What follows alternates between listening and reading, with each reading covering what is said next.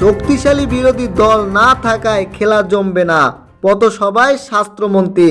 নির্বাচনী মাঠে শক্তিশালী বিরোধী দল না থাকায় খেলা জমে উঠছে না বলে মন্তব্য করেছেন মানিকগঞ্জের ৩ আসনের আওয়ামী লীগ মনোনীত নৌকা প্রতীকের প্রার্থী স্বাস্থ্যমন্ত্রী জাহিদ মালেক। গতকাল বুধবার সকাল মানিকগঞ্জের সদর উপজেলার নবগ্রাম ইউনিয়নের এক পথসভায় তিনি এ মন্তব্য করেন। আওয়ামী লীগ সরকারের নানা উন্নয়নের কথা ভোটারদের সামনে তুলে ধরে জাহিদ মালিক বলেন, একটি রাজনৈতিক দল তাদের জনসমর্থন না থাকায় বাস ও রেলে আগুন দিয়ে নাশকতার মাধ্যমে মানুষ হত্যা করছে।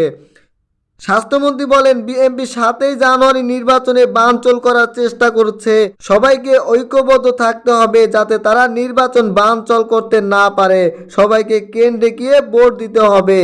দ্বাদশ জাতীয় সংসদ নির্বাচনে মুক্তিযোদ্ধাদের সাপেক্ষে শক্তির সঙ্গে থাকবেন সারা দেশের সংস্কৃতি কর্মীরা। নির্বাচনে ভোটারদের ভোটদানের আগ্রহী করতে তারা বিভিন্ন কার্যক্রমে অংশ নেবেন। নিজেরাও ভোট দিতে যাবেন। মুক্তিযোদ্ধাদের সাপেক্ষে শক্তিকে ভোট দেবেন। সম্মিলিত সাংস্কৃতিক জোটের সভাপতি গোলাম কুদ্দুস এসব তথ্য জানিয়েছে।